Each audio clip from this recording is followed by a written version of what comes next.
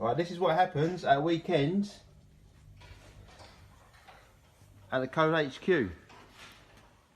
We've got an ST painting canvas. French's ST. Where is he?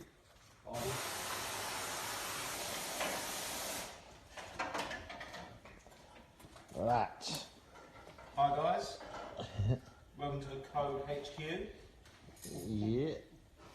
On a busy Friday night. Yep. And Mitchell fixing his RS turbo. There they go.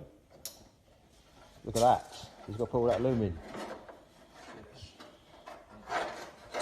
Ah, I'd like to show you real toolboxes. Look at that. Walking around. This is the one, an RX-8 that we done. We called it the Redemption. Lovely purple. I'm going to just flatten it off for polishing. And over there, it's the Underdog 35 wide arch. Will be done this month. And I'm signing out.